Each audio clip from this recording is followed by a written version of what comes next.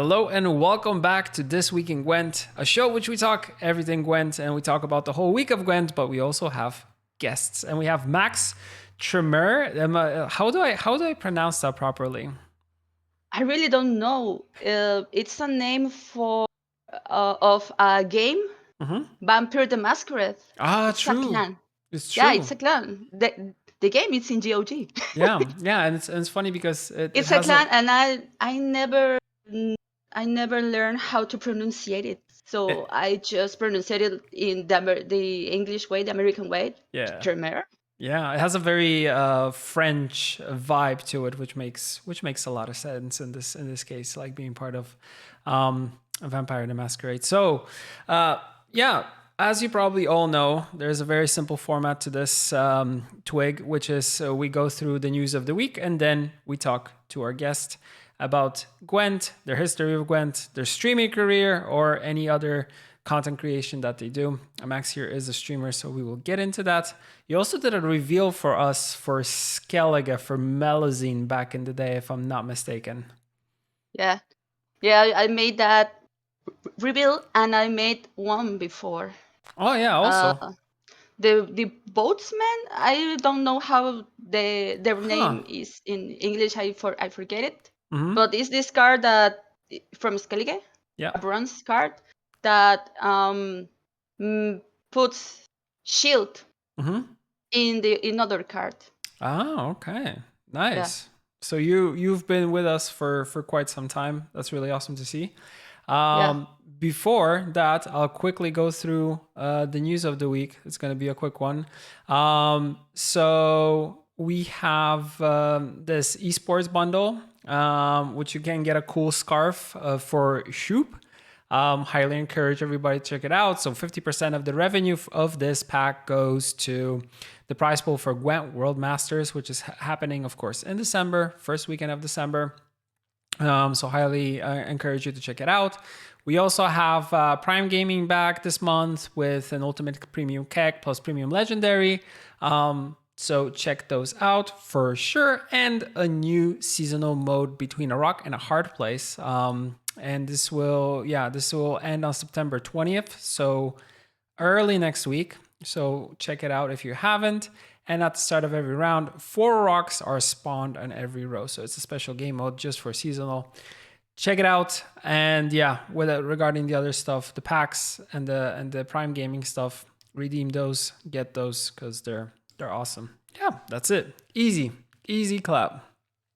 Oh, and El Peluchon, pronunciation's okay, is also in chat. So the person we had last week is here this week, which is awesome. Perfect. I'm really happy that we're sticking to the theme of having Spanish or LATAM oriented content creators. So you've kind of taken over Twig for the last 2 weeks at least. Tell me, how did you discover Gwent for the very first time?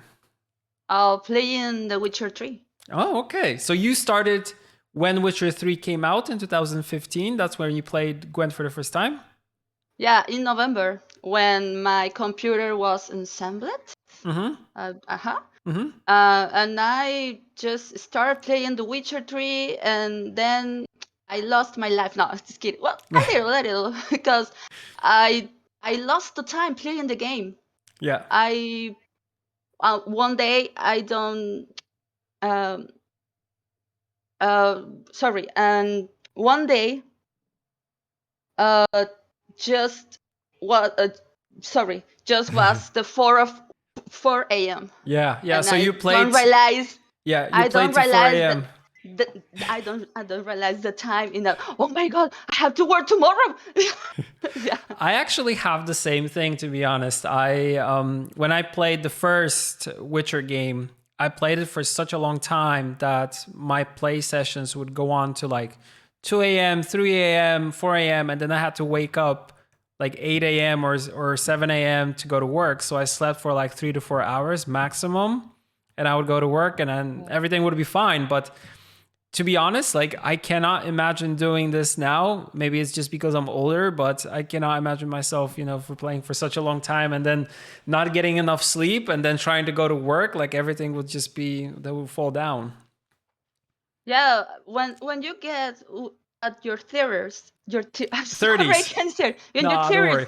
Yeah, yeah, you can't wake up so late, or when stay awake so late, I agree. and you harm yourself sleeping. No? Exactly. Exactly. I totally understand you because I have the same feeling, and I actually got to this moment for sure after my 30s. So once I hit 30, I was like, okay, guess I'm old now. Time to not party all night and stuff like that. And it's funny because Yeah, whenever we meet up with anyone from like Gwent teams or content creators, they're normally younger than I am, so they can go out and party all night, and I'm like, oh, sorry, I gotta go to bed because if I don't, in the morning I'll be like a yeah, walking zombie. Yeah, yeah. I can functionate yeah, me without neither. sleeping well. Thankfully, Yeah. we have coffee, and coffee is really good. I don't know if you enjoy coffee, but I love coffee, and that's what keeps me like gets me up in the morning. Well, here in my city, coffee is like a religion. I Yeah. live in Veracruz, Oh, nice. so it's a port. Hmm. It's a beach city. Yeah. I don't know how to say it.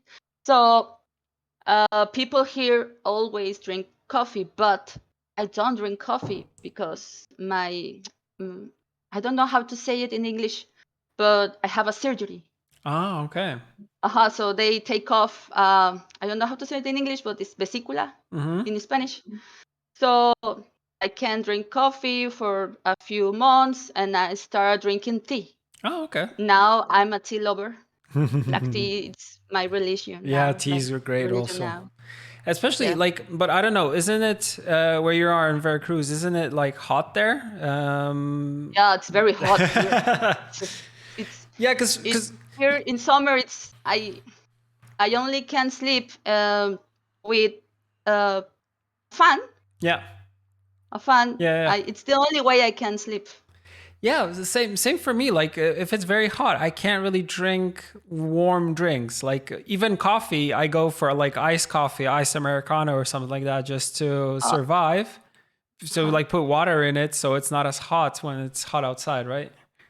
oh, here we have a theory. If you Hmm. drink hot drinks, the hot you feel it's go away Yeah, it's slowly. milder. Yeah, Yeah, it's true. Yeah, it was yeah. funny because what you mentioned, Ryan told me some time ago, like if you drink something cold, your body needs to process the cold drink in order to make it hot, which makes you hot because you're trying to make the drink that is cold hot. So you're making yourself more hot by drinking cold stuff, which is what we're trying to kind of avoid. We're trying to go the other way. So Yeah. it's an interesting fact which I never thought about. So yeah. Let's circle back to Gwent. So you played Okay, sorry. in The Witcher 3, and then when did you start playing the standalone version of Gwent, so the multiplayer version of Gwent? Since the beta. Okay, so closed beta, like instantly. Yeah. When Nice. when I got the mail, the Mm-hmm. mail in November, I Yeah. think. November, December, I get the mail with the code, Mm-hmm. and I start playing. Nice. And in January of 2017, Mm-hmm. the day of my birthday, January 2nd, January 2nd, I Mm-hmm. start streaming the, Nice. the game. Yeah. So January 2nd, 2016, that was probably, so that's quite a long time ago. So you've been with us since the early beginning in this case, right? Yeah. Yeah. Yes. And when you started, which faction did you play the most? Was it like Skellige Day 1 or not? No, no, no, no. I start with Mm-hmm. monsters because I think it was the most easy faction to play it in the beginning. Yeah. And then I changed to Northern Realms. Mm-hmm. And then when I have more resources, I start to play Skellige, and I stay there. I only play Skellige in my streams now. Why Yes, did you choose Skellige as your favorite? because they are so badass. I don't do you Yeah, know like biking thing, and then I love all this biking stuff. yeah, same. Yeah, I have my rune. Oh, nice. My rune. Yeah, yeah. The girl who sold me, she told me, "Oh, to just feel the energy to choose your rune." Oh, okay. I just closed my eyes and I feel the energy, and this came out. That came out nice. Yeah, That's really cool. So yeah, you've been always into like I've always enjoyed like Viking mythology. It's very interesting. Like I think also yeah. Vikings through games and other media and TV shows and stuff like that, they've been kind of being portrayed a little bit more in mass media, so they kind of became the go-to thing. So I totally understand why you chose them, but also when you go to Skellige in The Witcher 3, you see that the vibe of the whole place like totally changes compared to what is in Velen and Novigrad and all the other places that you get to visit as Geralt in the beginning. So I totally get that appeal. So you started with playing with monsters, then you gradually moved on to Skellige, and you already were streaming since the beginning, right? Yeah, since the beta in 2017, I guess I started streaming, Yeah, and I'm continue streaming in nice. weekdays So when I yeah, have a little time. Yeah, yeah. So you pretty I don't much, have a schedule, hmm but some when I have a little time with my work, yeah, because strangely with the pandemic, well, beginning to be more work. I really don't know why, but yeah, when I have a little space in my day, I stream Gwent yeah. Do you feel mostly. do you feel like the pandemic kind of made you stream a little bit more? Like, do you feel like there were some restrictions maybe where you are in the country or place that it gave you the possibility to stream a little bit more, or did you keep the same more or less cadence? Well, in the beginning of the pandemic, I stream more. Mm-hmm. I'm Yeah. streaming more, but this year I have less time because Mm-hmm. I have more work. Yeah. So yeah, but um, ultimately I just lose a little information of the cards. Yeah. Um, no, Yeah. but yeah, yeah. See, sorry. Perfect. You're also an admin for Gwent Latino Comunidad and also Huh? Gwent ESP Yes. Comunidad. So two communities there. How did you start? Like, were you one of the people who founded the whole thing, or were you part of, or did you join the team later on because they kind of saw that you were doing content for Gwent and they wanted you part of the team? Okay. Um, I discovered Went Esp, the Mm-hmm. Yeah. this community a year before I just started streaming. Oh, So okay. yeah, see, I really don't know Very quickly. why. I Discord for me was not really popular, but I discovered that community and I just entered to the Discord, Mm-hmm. and then I meet people from Latin America, Yeah. from Mexico, Argentina, Mm-hmm. Chile, and um, I told to them why we don't make a Latin America community, because when most of the people are from Spain, Yeah. and the tournaments was very early in the morning. Yeah. Different time zones. And Totally different time zones. see, Yeah. yeah, it's like 7 hours of Yeah. difference. Yeah. So uh, why and we can start doing tournaments, is in and tournaments. Yeah, why not? Mm-hmm. And I met this guy from Venezuela. Mm-hmm. I think his name was GPO. Mm-hmm. Um, and we start uh, making this community of Wenlat, making tournaments, flash tournaments of one day, Yeah. 1 hours, and yeah, I remember how Melon, Yeah, the last Hamelon. community manager, yeah, See, see, see. Yeah, I remember him. he, if you are going to do tournaments, I can help you with the with the prizes, with Yeah, the I with the remember gift. because he told me that To, that time about it, that the community was growing and that you had the Spanish one, but for the Spanish one, he was working with them. And it was like you said, it was mainly uh, the majority of people there were kind of in Europe, but then he saw that the Latin America group was kind of growing and that you needed kind of your own space. And same goes with like tournaments. He was telling me that, you know, they're going to do tournaments, so can we support them in any way? So that's also when we started kind of recognizing that, you know, there's more players there and that we should be helping out and doing more for these communities. Sorry to cut you off, by the way. no, it's okay, it's okay. And sorry, I lost the idea. Yeah, so you were saying Sorry, I about lost the idea. organizing the tournaments, that Hamelon was helping you with the prizes. So he was the community Yeah. manager for Spain at that time, and you were kind of taking, you know, from a different time zone to a different time zone, the whole thing. Yeah, so then just the people who was in the Discord of Wendlat, Mm-hmm. they start to have problems to be in the Discord. So we decided to stop the tournaments for now, Mm-hmm. and and and just that. Okay. So when with the time, uh, people from the admins from the past admins from Mm-hmm. OneNesp, Yeah. that was Mike Tucom and Hamedi, Mm-hmm. and they need help for the Discord because the homecoming Yeah. was Yeah. Yeah. coming. Yeah. So Good times.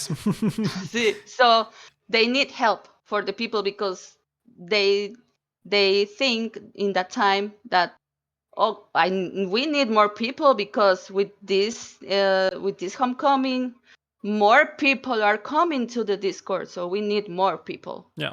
And I postulated, and so if I can be a mod, I started with being a mod, Mm-hmm. and with the time, I admin now right now. Yeah. Yeah. So you manage these communities, and I think there is also this one that you have, which is your own, which is Islas de Skellige, right? That's your Discord. Yeah. Yeah. Oh, you are in Yeah, my because Discord. before I forgot to reply to you before we started the recording. I forgot to reply to you on Twitter. So I was like, okay, I will find you on Discord and add you as soon as possible in order for us to do the interview. And I checked your Twitch, and from your Twitch, there was a link to your To Discord. I my went to your Discord. Yeah. Discord and I clicked on you to talk to you. So it was a process, but we got there. Yeah, I have the Discord Islas de Skellige, Yeah. Skellige Iceland. Yeah. I live in front of an Iceland Yeah. here in my city. The island, it's called Sacrifices Island. Ooh. Yeah, yeah, yeah, That's very Skellige themed. That's very Viking. yeah, yeah, yeah, yeah. blood offerings and stuff like that. Yeah. I really don't know the history of the Iceland, but right now no one can go to the Iceland. Yeah. It's just the lighthouse. It's only the Oh. lighthouse. Yeah. That's and no one can go there, right? No, only the person who push on the light in the Yeah. house. Now. Ooh, so it's one of those islands that nobody has access to. That's interesting. Maybe it's like a creepy island from like a horror book or something. Maybe. So, when it comes to you and playing Gwent, do you have a favorite archetype, favorite deck, or favorite maybe meta game that you enjoyed the most throughout the years? Especially when it comes to probably Skellige, but maybe not. So, do you have any favorites or anything that stands out for you? Well, one of my favorite decks are from Skellige. Mm-hmm. Is this? Oh, I really don't know how to say it in English, but I think discard Discard deck, yeah. discard deck. Yeah. And I remember in the beta. Oh yes, it was so In the good. beta. In the beta. Really, really good.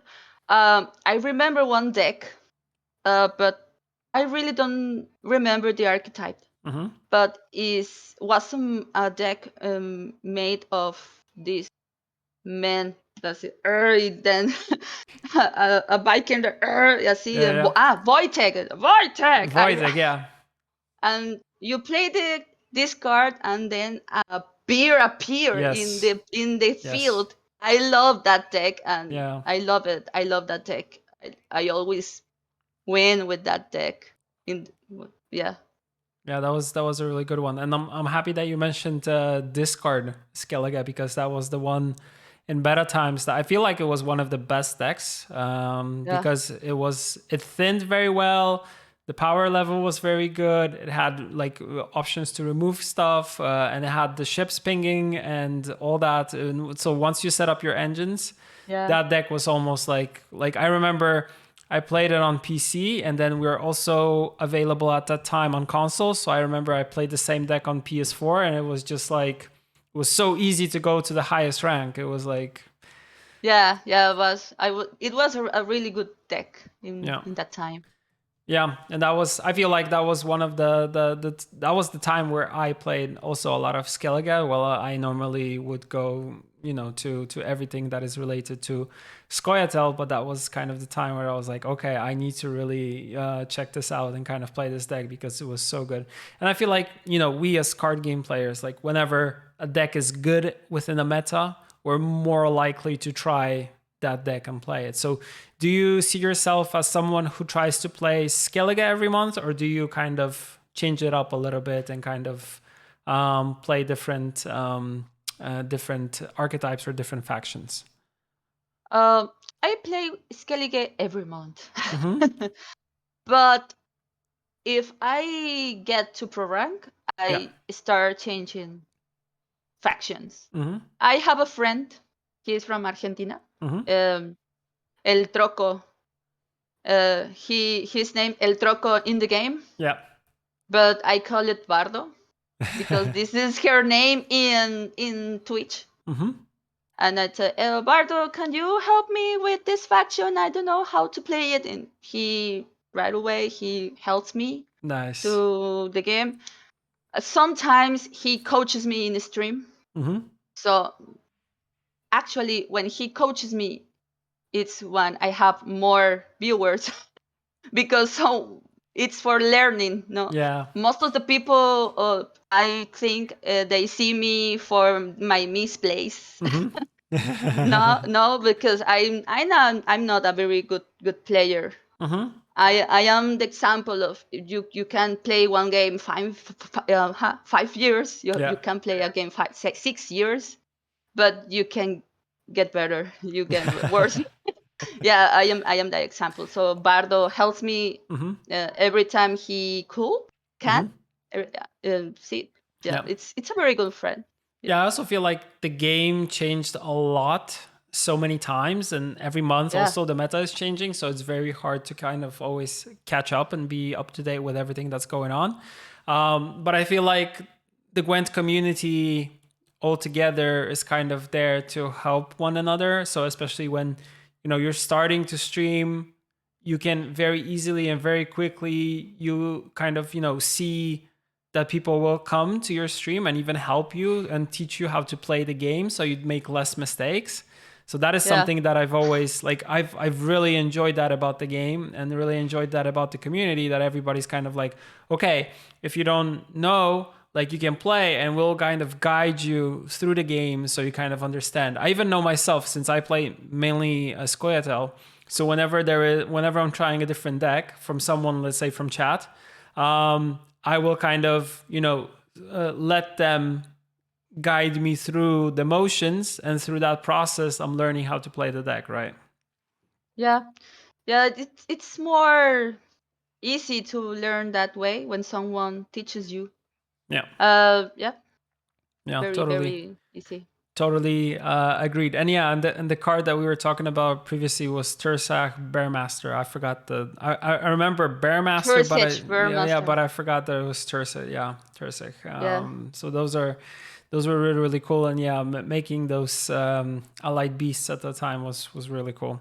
Yeah, and the whole like archetype of the Skellige warriors changing into bears is something that I liked, and I still remember it from The Witcher 3, like when some of the warriors, they would turn into bears during that party. That was, I think, one of the coolest scenes Yeah.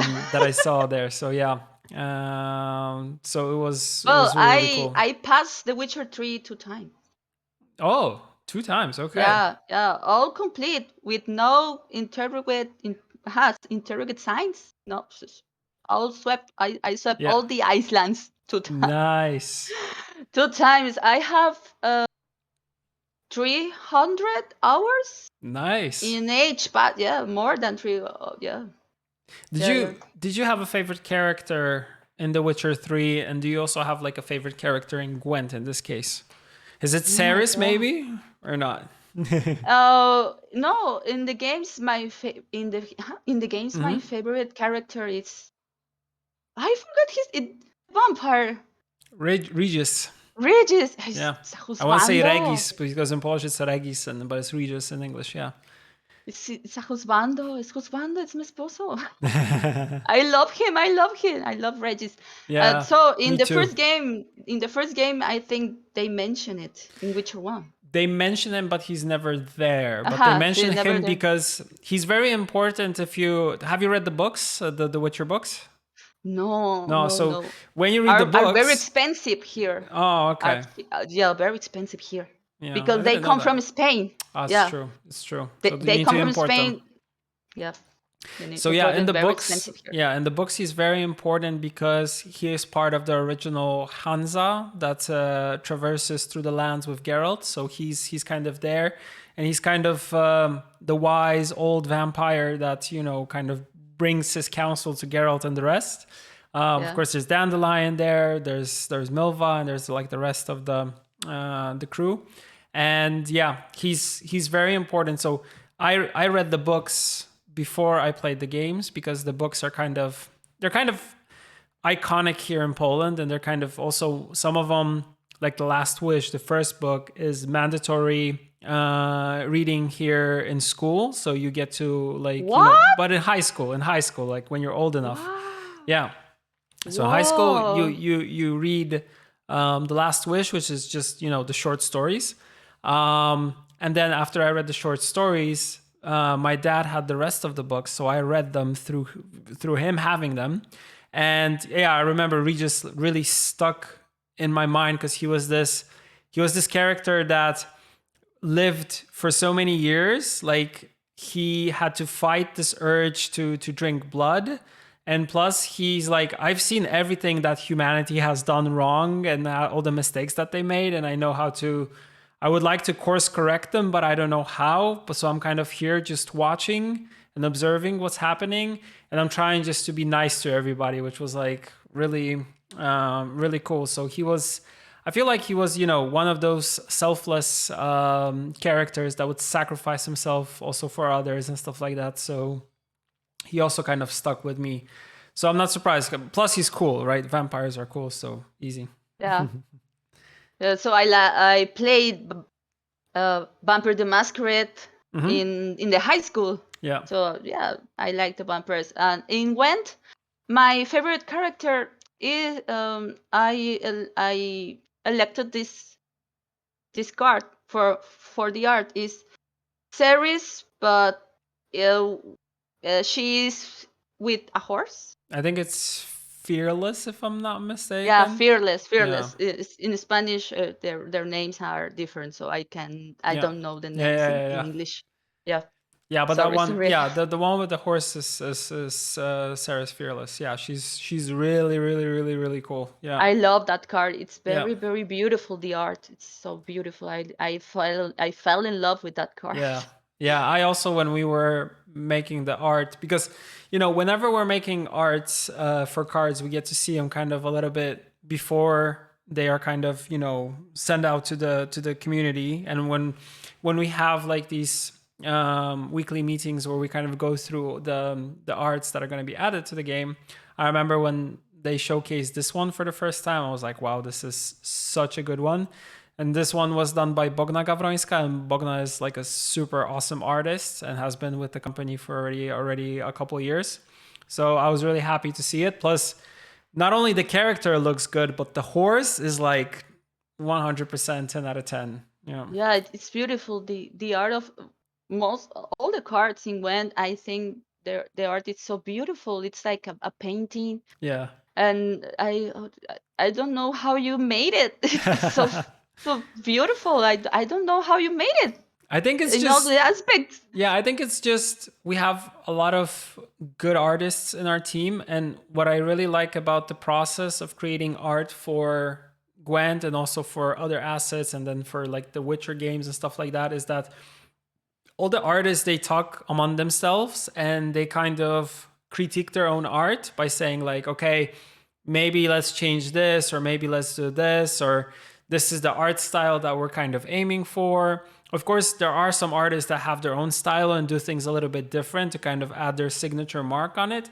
But still, we're trying to kind of stick to one idea of how we see the cards should look. So I think it's kind of unified in a sense, but also the process of feedbacking and telling others like what others thinks, like what should be done to the cards and how they should be changed, is kind of what makes the whole thing look a lot better. So I feel it's that. Plus, for me personally, like whenever I played any card game, the first thing I would notice before reading the description and the ability of the card was the art. And if the art was cool and I felt something towards the art, how it looks, I was like, okay, this is something that I might enjoy. And that's also how I got into Magic. Have you ever played any other card games or not? Yes, yes. Here in Mexico or Latin America, Yu-Gi-Oh! Yu-Gi-Oh! Okay. Very, very popular here. Yeah. Very, very. I played the cards, physic cards in high school Oh, too. okay. So you Yeah, were into card games previously, right? yeah. Some of my friends in high school teach me how to play it, and I play a little games. Yeah. But yeah, I made a collection of the cards. Yep. Yeah, that's really cool. Yeah, the Yu-Gi-Oh is kind of, there's like I've seen there's like two camps. There are people who started with Yu-Gi-Oh and then moved on to play other card games, and there are players who started with Magic and move on to play other card games or still play Magic, for example. Yeah, So it's a really Magic. yeah. It's very popular here. Yeah, yeah. Sorry to Yeah, interrupt especially you. that the cards, I was going to say that the cards are translated to Spanish, right? So you're able to Yeah. have like all the card abilities translated and kind of fully understand the game. And it's also good for new players to get into the game because it's much easier because everything is localized, right? Yeah. See, yeah, it's more easy if the card has the description in your language. But in my case, in every card game, I read the description and I don't start it. I don't understand how to play the card. I just to play it and Yeah. see what happens. Yeah, sometimes you might understand the ability, but what changes is the fact is like you need to know how the card actually, what the ability does once it resolves. So once you play it, what happens, right? Exactly on the board. So it's much harder to understand the like what's going to happen within the game itself than the text. So I totally understand that because there's a lot of, things in between.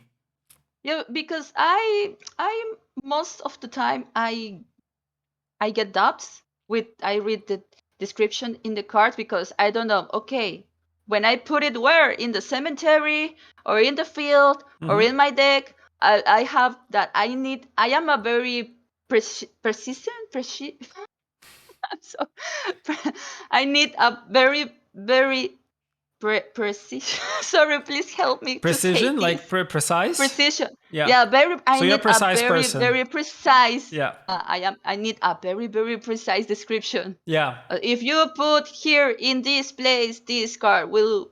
will do this thing in this time at that. I need that type of description, but the that of sorry, the description can be so like a novel Super long. a book so long. Yeah, So yeah. yes. Yeah, I also kind of get that, but I understand, like, even if for me, when the description is like perfect, still when you play the card, you sometimes cannot anticipate like what's going to really happen on the board. Like, what's going to trigger first? Is the damage going to trigger first, or this is going to happen first? Like, there are questions of things and priority in terms of what will resolve where. So those are the kind of things that you need to be also mindful. But I feel like with card games, the most important thing is like practice, practice, practice, play as many games, and then you get better at the game, right? Yeah, and enjoy the game. Exactly. Because if you play angry, you get you. I don't know. I don't want to. I don't want to know nothing about this. Yeah, this happens very, very often to card game players, because it's a game that requires us to be focused all the time. It's a game which we practice a lot and we replay a lot, and it's also a game where sometimes we don't anticipate that something might happen. And if something happens that doesn't go our way, we're very we get tilted very easily. So I totally understand that. And it's funny because I don't know if you know, but me and Flake, we have a podcast that we do every week, which used to be Flurza. Now it's CCG Insider. And our topic for this week is going to be tilt in card games. So it's exactly about getting mad and what to do not to get, frustrated or mad when you're playing card games. Yeah. See, I know about the podcast. I think I saw it one time. Mm-hmm. One Nice. time, and see, yeah. Good. So you stream on a weekly basis. How many times a week do you try to kind of get in when it comes to, depending how much time you have, or is your schedule like fixed to specific dates? Yeah, depending in the time I have. Mm-hmm. But I try to stream at Fridays, at night. Mm-hmm. Saturdays at night, and the Sundays I play other game Okay. that don't have they don't have to Nothing to do with no Gwent Gwent or The Witcher. Yeah. as Yeah. So something different. well I'm streaming the Sundays The Witcher 2. Oh, okay. So it's connected to The Witcher. It's the second time I'm playing it. Mm-hmm. Yeah. Yeah, I streamed the last year Witcher 1. Oh, okay. I was gonna ask Second about time, that. second time, and in the pandemic I started streaming The Witcher 3. Mm-hmm. The last DLC. Mm-hmm. Blood and Wine. Blood and Wine, yeah. Yeah, Blood and See, Wine. Blood and Wine is still my favorite, and also Regis is there, so that makes sense. Yeah, I love it. Yeah, and the story there is very cool with Detlef. Although I feel like a lot of people prefer the story in Hearts of Stone with Olgierd and Iris and all that, and then of course Master Mirror Gone to Redeem being there is kind of the highlight of the whole thing. And I feel like the story is very condensed there, and that's why people enjoy a lot. Yeah, I enjoy more Hearthstone. Yeah, Hearts of Stone. Yeah. I really like this DLC. Yeah. Because the history, and in the end you can do you have so many choices. Yeah. Yeah, I played the 2 finals. Yeah. When you can help I forgot the name. Olgierd. When you can help Olgierd. Mm-hmm. When you can have Olgierd, or you can take it. I don't want to yeah, I don't want anything to do with him. I don't want to know everything about this man. Yeah. Just take it, give me something. Yeah. So you did both endings, correct? Yeah. Oh, okay. And in Hearthstone and in the Blood and Wine. Yeah. I made the 2 ways. Mm-hmm. If you enter the book, mm-hmm. and if you go to the Elder. Mm-hmm. Yeah. Okay. I made it. I made the two ways. Yeah, Yes, so yes. you did both endings. Yeah, really cool. Yeah. What about the base game? So you played it twice. Did you change any things that you did within the base game, or did you do pretty much the same route? The second round, I leave series Hmm. rule Skellige. Good. I I did love that. series.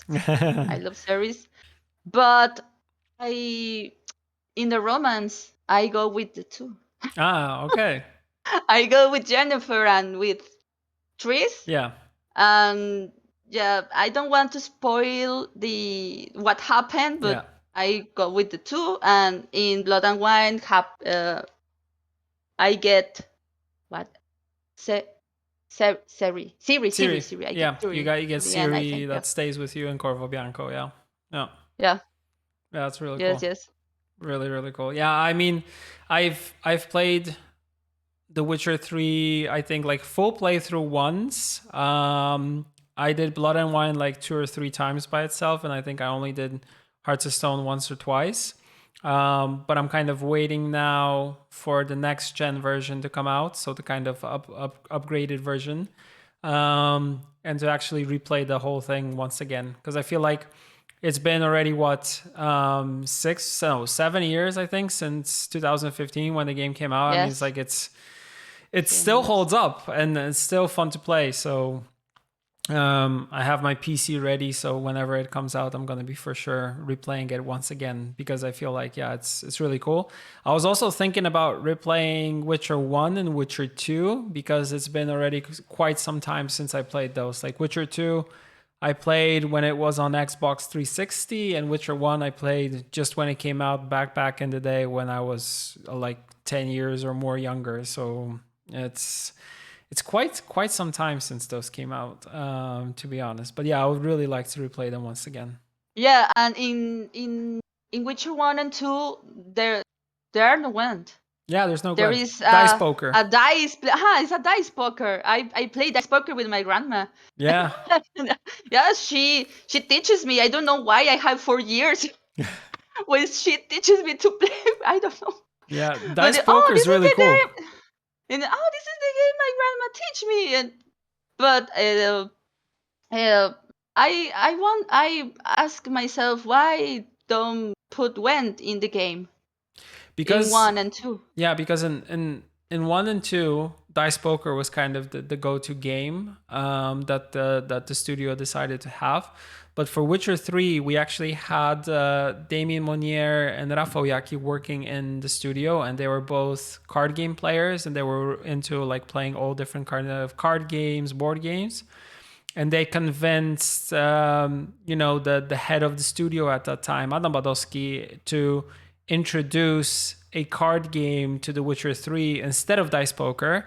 And he said like, okay, I can totally agree, you guys can do it, but you will need to like implement the game, like think about the rules, like what you wanted, and then implement it into the game, with like minimal resources.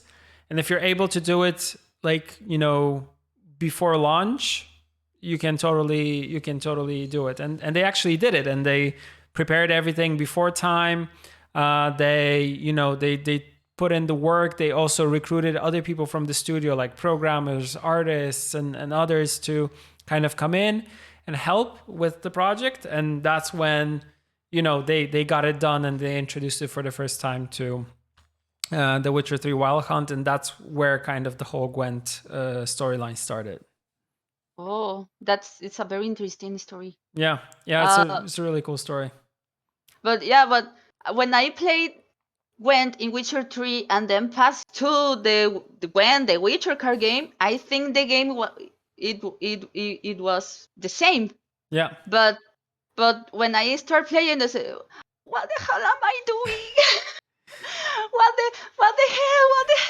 is happening? yeah, it had to Yeah. it had to change to like, because in The Witcher 3, once you played Gwent, and if you got to a certain point where you accumulated a lot of cards as Geralt, you're pretty much getting to a point where you were almost invincible. Like you can play against the AI, win very easily. You always had Yeah, better there cards. are Yeah. matches, very very easy matches. And when you go to Corvo Bianco, Yeah. when this tournament with the new faction Skellige, Yeah. I collect all the cards and I was playing it with the ENA and I was like, this is so very very easy. I Yeah. thought this is a very very broken deck. this this is so very easy that it went.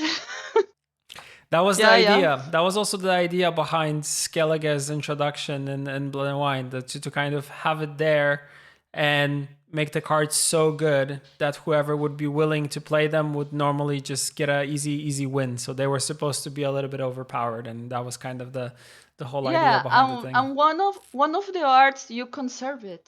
Yeah. You put it in the win at the Yeah. final, but Yeah. someone's changes like I what you this card that burns. Scorch.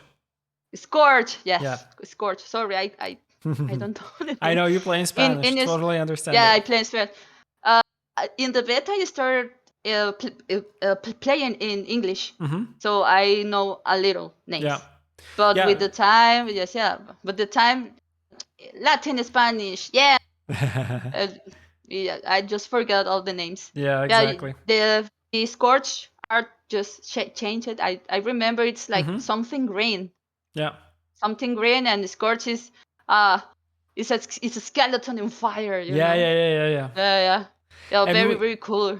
yeah, we changed some of the art in order for them to kind of look better in the art style that the game had after it came out as a standalone. So it was very easy to kind of for us to take it. And as you noticed, the game was different than what it was in The Witcher 3. So it evolved like very quickly. The rules changed a little bit, and also the card abilities changed because you had cards that are able to boost damage and do additional effects with them. And I feel like especially after Homecoming, the abilities also evolved into a new direction. But yeah, in order to make the game fun, competitive, especially competitive in this case, we had to like adjust the rules and change it a little bit. And then after the Homecoming thing, the idea was to upgrade the visuals for the cards, make it feel less like a tavern type of game, but more like a battlefield, and kind of introduce the leaders on the board. So that was kind of the natural progression for the game in order to kind of remain Yeah, and competitive the on the music market. change. Yeah. The music change. I really miss the songs of the beta. I kind of also I really miss it. for some you're still able to like have like the old beta music for the factions, if I remember correctly, but Yeah. when it comes to others, like they've been kind of lost in translation to some extent. But yeah. And I remember in the beta we have these voices in other languages. Yeah, yeah, And yeah, we miss the Latin American voices. yeah. Yeah, what I miss it. Yeah, unfortunately, it was there was a moment where we kind of stopped supporting that version. So yeah, which kind of sucks. I agree. But in Thronebreaker, Hmm. the Latin America voices, Yeah. I play it in Latin America Hmm. uh, language. Yeah. So I love it. I love it. I most of the time I don't like to play a game in my language. I Hmm. prefer play it in the original language or in Original. English. Yeah. But this I think, oh, let's get a try. I love it. Yeah. I fell in love Yeah. with the game. I Yeah, I it have was this. very good. It was very good. I had the same problem It with Witcher because I played Witcher in Polish, right? And when I started playing Gwent, I played Polish first, then I switched to English, then I played Polish, and then and kind of back and forth, back and forth. But for us also, when you think about how the development looks for The Witcher as well as other things that we do, we most of the like source scripts and stuff like that are written in Polish and then they're, adapted to English. Like we don't translate them, we adapt them. We try to, for like the jokes and the Easter eggs and things to be there in like a full adaptation instead of just being translated one to one. So it kind of makes a little bit more sense for players that are from a different region and are not from Poland, so they understand like what's happening.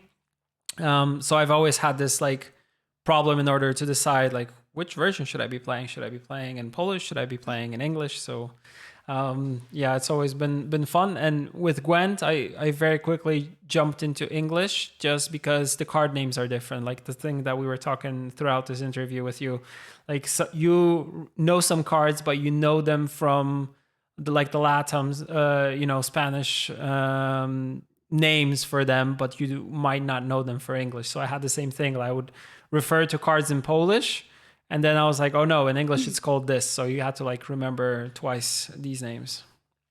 Yeah. Well, speaking of language, in game we have two Spanish. Yeah. Latin America and Spanish from Spain. Yeah. So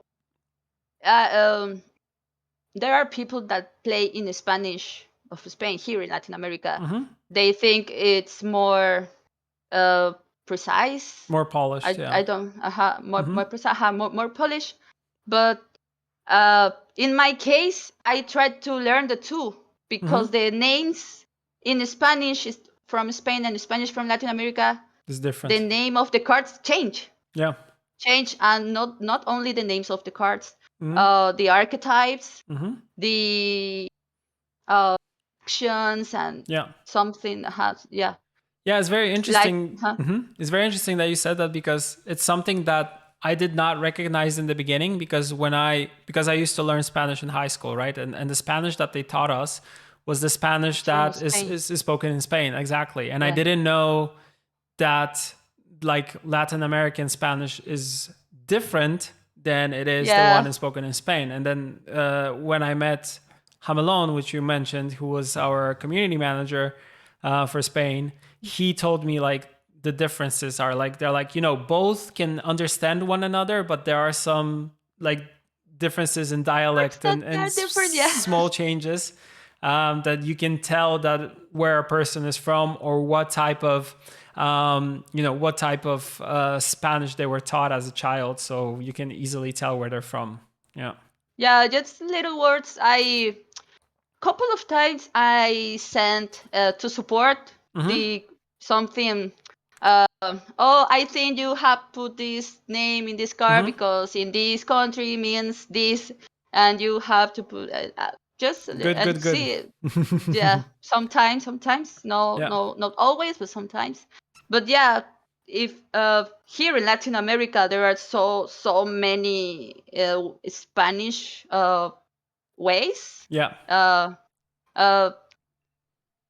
It's a miracle we understand each other.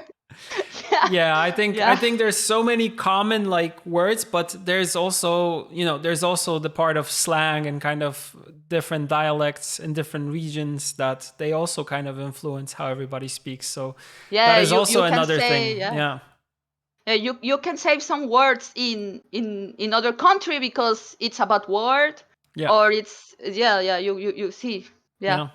So those things are also ever changing, so it's something to bear in mind. Really, really cool stuff. So when it comes to you and streaming, because we're going to be wrapping up shortly, like where can people find you if they want to check out your streams? And you stream in Spanish, if I'm not mistaken. Right? I'm streaming in Spanish most of the time, but if someone go to my stream and say hi, can you speak a little English? Sorry, my pronunciation, I'm sorry. Sorry if I speak so slow, because I don't know. I can speak a little English. Nice. Like here. That's really cool.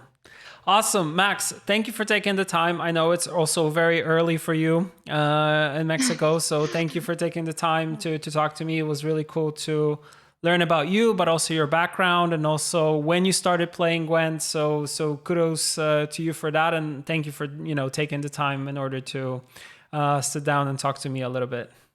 No, thanks to you, Bursa. You are a legend for me. Thank you. Yeah, I was so nervous and happy No, to don't be be here. nervous. I mean, this is a very, chill chat where we just talk about Gwent, we talk about Witcher, we talk about our, what we did previously and stuff like that. So it was a pleasure for me to get to know you and, understand a little bit more about the community that you come from. I am crying. No, Sorry, come on. sorry, I'm crying. Don't worry, Sorry, everything will be sorry, good. You're the best. sorry. It's important for me. Yeah, I Sorry. know.